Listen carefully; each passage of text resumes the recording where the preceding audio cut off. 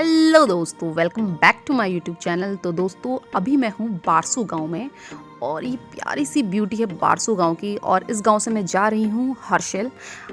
अब हर्षिल के बारे में आपको बताती हूँ आगे। चलिए मेरे साथ आगे सफ़र में।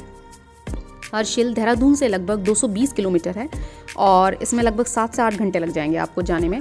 अगर आपकी खुद की व्हीकल है या आप 2 व्हीलर है या 4 व्हीलर तो आप ईज़िली हर्षिल पहुंच सकते हैं। और बाय द वे आप टैक्सी से भी, शेयर टैक्सीज़ भी आपको ईज़िली मिल जाएंगी हरिद्वार रेलवे स्टेशन में, या आप देहरादून रेलवे स्टेशन के आसपास से भी ले सकते हैं। बाकी आप बस से भी हर्षिल जा सकते हैं। जो रास्ता गंगोत्री धाम के लिए जाता है वहीं पे है हर्षिल और आपको पहले गंगोत्री धाम से हर्षिल में उतरना होगा। बस सेवा आपको तभी मिलेगी जब गंगोत्री धाम ओपन होता है। और वैसे रेगुलरली आपको बस उत्तरकाशी तक तो मिल ही जाएंगी और उत्तरकाशी से हर्षिल के लिए शेयर्ड कैब और टैक्सीज़ मिलती रहती हैं।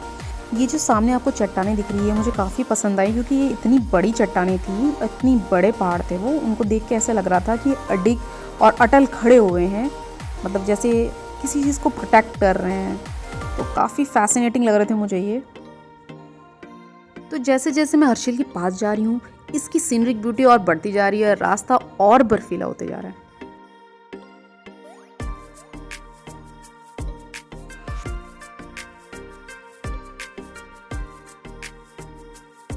हल्के हल्के बर्फीले रास्ते को क्रॉस करते हुए हम पहुंच चुके हैं हर्षिल।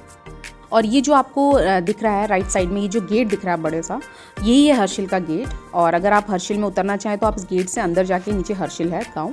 नहीं तो मैं हर्षिल से थोड़ा आगे धाराली जा रही हूँ। एक्चुअली हर्षिल से 4 से 5 किलोमीटर आगे है धाराली गाँव।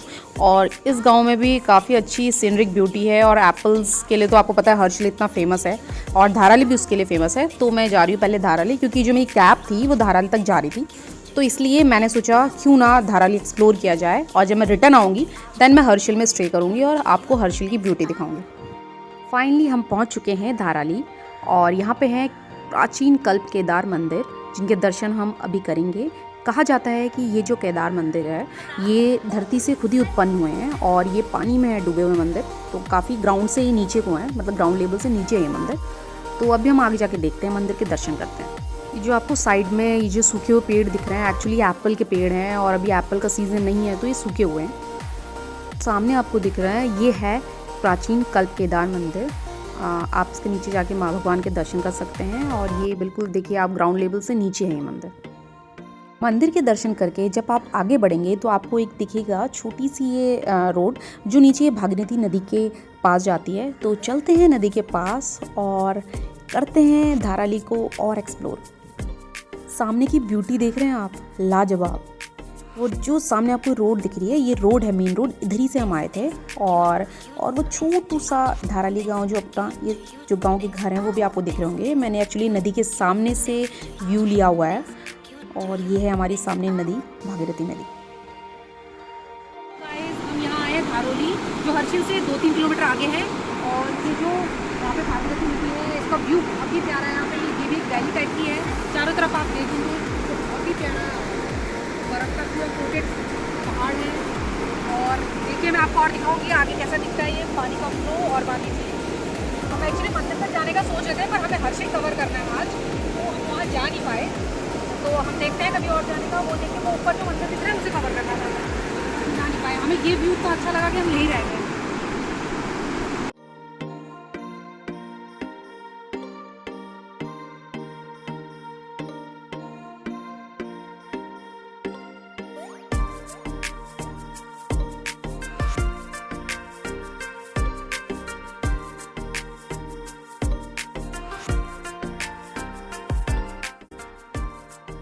धाराली गांव में खूब पानी मज़े करने के बाद, खूब वीडियो शूट और फ़ोटो शूट करने के बाद अब मैं आ गई हूँ हर्षिल।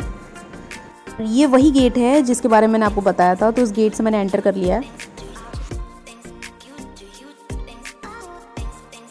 कुछ देर पैदल चलने के बाद सामने ही आपको जो दिख रहा है वही है हर्षिल और ये पुल है हर्षिल तक पहुँचने के लिए। और ये फ्लैग्स लगाए हैं यहाँ पे बहुत प्यारे से, बहुत सारे। और फाइनली हम पहुंच गए हर्षिल, मीन्स उत्तराखंड का जीता जाता स्वर्ग। और ऐसा कहा जाता है कि हरि मीन्स विष्णु जी ने यहाँ पे भागीरथी नदी के तेज प्रवाह को रोकने के लिए शिला का रूप लिया था। तो तो पहले इसे हरिशिला के नाम से जाना जाता था, अब इसे हर्शिल के नाम से जाना जाता है। हर्शिल के बारे में एक और बहुत ही इंटरेस्टिंग स्टोरी है कि जो फ्रेडरिक विल्सन थे, जो ईस्ट इंडिया कंपनी में कार्यरत थे पहले, तो उन्होंने जब इस हर्शिल को देखा तो वो इतने मंत्रमुग्ध हो गए इस गांव को देख के कि वो यहीं सेटल हो गए और उन्होंने यहाँ की एक लोकल लड़की से शादी करी और वो यहीं रहने लग गए। हमने ले लिया यहाँ पे रूम और आपको हर्शिल में ईजिली 1000 से 1500 के बीच में रूम मिल जाएंगे। और अगर आप GMVN के रेस्ट हाउस में भी रहना चाहते हैं तो आप उसमें भी रह सकते हैं और उन्हें भी बुक कर सकते हैं। ये आपको जितने भी आगे सूखे पेड़ दिख रहे हैं ये सारे एप्पल ट्री हैं। तो हर्शिल में आपको पता ही होगा राम तेरी गंगा मैली की शूटिंग हुई थी और ये वही पोस्ट ऑफिस है। ऊपर देखिए मंदाकिनी की फ़ोटो भी लगी हुई है। हर्शिल को और एक्सप्लोर करने के लिए हम भागीरथी नदी के किनारे किनारे चलते गए। तो आगे चलते चलते हमें कुछ इंटरेस्टिंग मिला तो मैं आपको आगे दिखाती हूँ।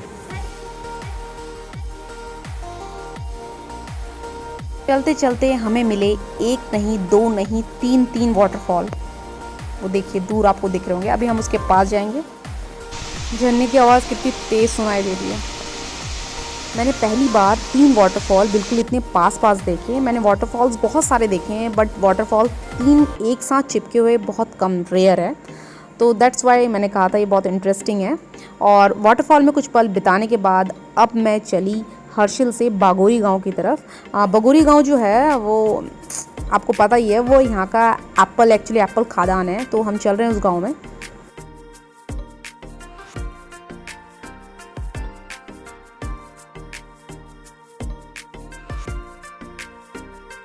बागोरी जाते हुए हमें सबसे पहले मिला लक्ष्मी नारायण मंदिर, जिसकी स्थापना 1818 में हुई थी। और पास में ही है विल्सन हाउस, जिसके बारे में मैंने आपको बताया था, जो कि यहाँ की लोकल लड़की के साथ सेटल हो गए थे और इस जगह को उन्होंने स्वर्ग का दर्जा दिया था।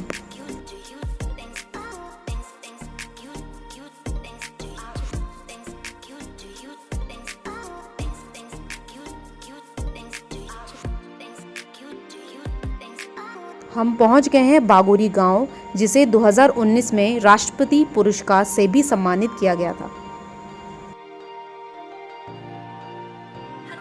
यह है बागोरी गांव का मेन एंट्रेंस और सामने जो आपको दिख रहा है वो पूरा बागोरी गांव। तो चलिए अंदर जाके एक्सप्लोर करते हैं।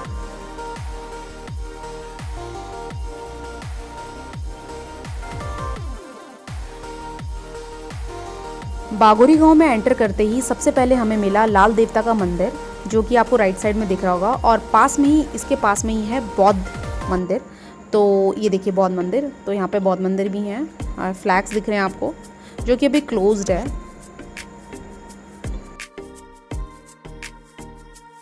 बौद्ध मंदिर के पास में ही पत्थर में प्रेयर्स भी लिखी हुई हैं और काफ़ी कलरफुल तरीके से इन्हें लिखा गया है। तो काफ़ी सुंदर लग रही हैं वो।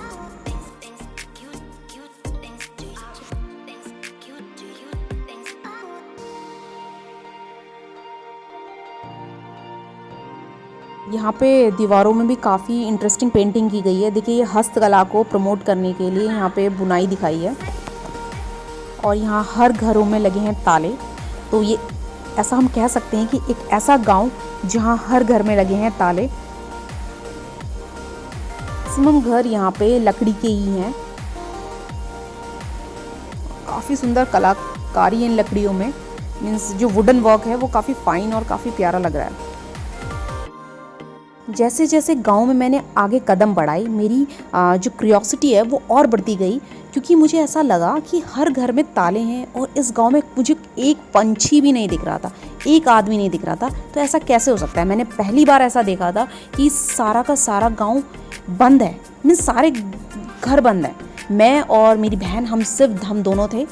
हर घर पे लगे हुए तालों की गुत्थी को सुलझाने के लिए हम जितना आगे बढ़ते गए उतनी हमारी उत्सुकता और बढ़ती गई। तो हमें चलते चलते यहाँ पे एक बाबा मिले, जो आपको आगे दिख रहे हैं सामने। ये हमें बाबा मिले यहाँ पे। तो इनने सिर्फ ये हमें एक ही इंसान बंदा मिला था यहाँ पे। तो ये भैया बाबा ने हमें बताया कि यहाँ पे जो लोग हैं वो जब एप्पल की खेती होती है तो वो यहाँ आ जाते हैं और बाकी 6 महीने वो बाहर उत्तरकाशी में रहते हैं।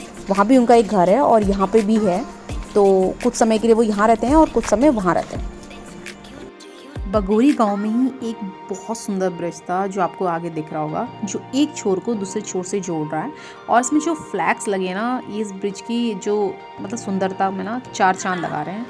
एक्चुअली दोस्तों, अगर हम अकेले होते तो शायद हम इस ब्रिज के बारे में पता ही नहीं लगा पाते, क्योंकि ये जो बाबा थे उन्हीं ने हमें इस ब्रिज के बारे में बताया। ये ब्रिज बिल्कुल गाँव ख़त्म होने के बाद है, ख़त्म होने से भी एक्चुअली आगे है। और यहीं मेरा हर्षिल का सफ़र ख़त्म होता है। तो दोस्तों, अगर आपको मेरी वीडियो अच्छी लगी तो इसे लाइक शेयर सब्सक्राइब ज़रूर करिए। और दोस्तों, जहाँ रहिए खुश रहिए, मस्त रहिए, बिंदास रहिए, हंसते रहिए।